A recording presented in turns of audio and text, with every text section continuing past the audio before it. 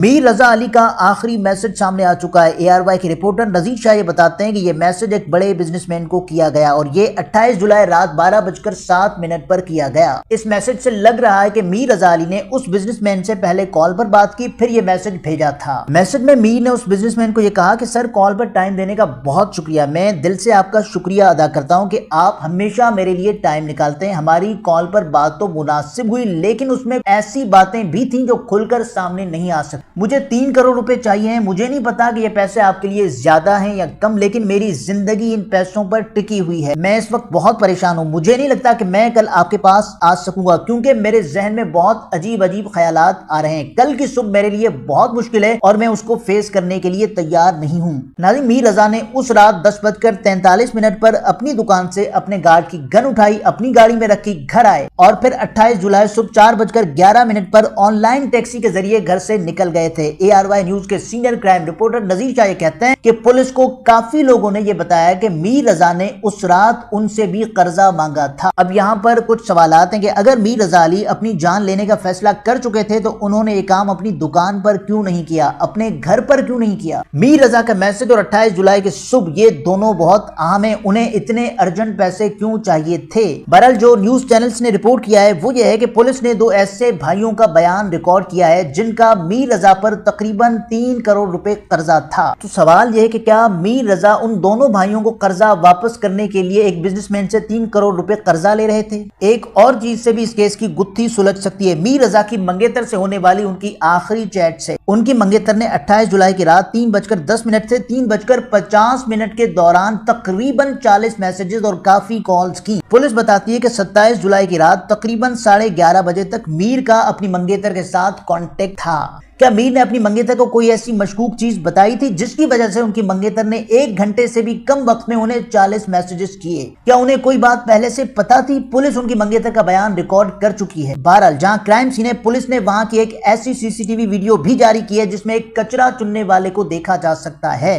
Crime scene से गोली का खौल नहीं मिल सका और जो गन मीर लेकर गए थे वो भी मिसिंग है। वहां झाड़ियों से एक पिस्टल का होल्स्टर, जिसे पिस्टल कवर भी कहते हैं, मिला है। वो उसी पिस्टल का है जो मीर रजा लेकर गए थे। पुलिस ने फैरोजाबाद थाने में 19 लोगों को हिरासत में लेकर उनसे काफी पूछगछ की है। जबकि कचरा चुनने वाले की वीडियो आने के बाद पुलिस ने गुलिस्तान जौहर थाने में 11 कचरा चुनने वालों को पकड़ा हुआ है। इन कचरा चुनने वालों को पुलिस जब उस कचरा चुनने वाले मशकूक शख्स की वीडियो दिखाती है तो ये लोग एक दूसरे का नाम लेते हैं, लेकिन वो बंदा जो एक्चुअली वहां कचरा चुनने आया था वो अभी तक नहीं मिला है। अब इस केस की पोस्टमार्टम रिपोर्ट पर आ जाते हैं। जियो न्यूज पर शाहजेब खानदादा के प्रोग्राम में police surgeon doctor Sumaiya Syed ने कहा है कि इस पोस्टमार्टम रिपोर्ट को बनाने में बहुत जल्दी की गई है। गन पाउडर के सैंपल्स नहीं लिए गए। ये काम मेडिको लीगल ऑफिसर का भी है और क्राइम सीन यूनिट वालों का भी, लेकिन दोनों ने गन पाउडर के सैंपल्स नहीं लिए। अगर ये सैंपल्स लिए जाते तो पता चलता कि वाकई ये गोली मीर रजा ने खुद चलाई है या नहीं। डॉक्टर सुमैया सैयद ने एक और बात की है कि मीर रजा की जो शर्ट है उससे पता चल सकता है कि गोली पीछे से चली या आगे से, क्योंकि जहां से गोली निकली होगी वहां शर्ट के धागे बाहर की तरफ निकले हुए होंगे। ये फॉरेंसिक के लिए बहुत ही अहम पॉइंट है और उस शर्ट का सैंपल दे दिया गया है।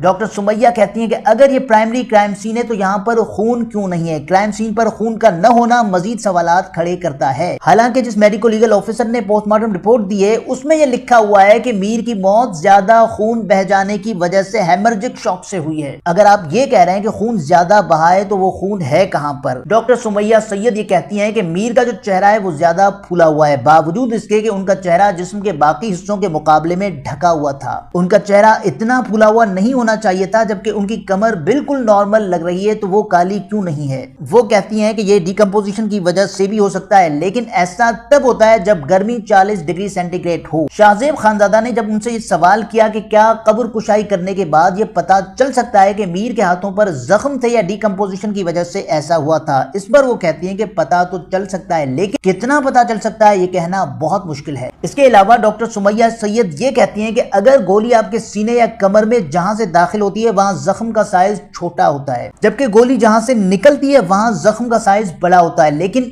MLO ने जो रिपोर्ट दी है उसमें जहां से गोली दाखिल हुई है वहां जख्म का साइज बड़ा है, जबकि जहां से मेडिको लीगल ऑफिसर ने गोली निकलने का बताया है उस जगह का साइज छोटा है। तो ये वो चीज है जिसने मजीद सवालात खड़े कर दिए हैं।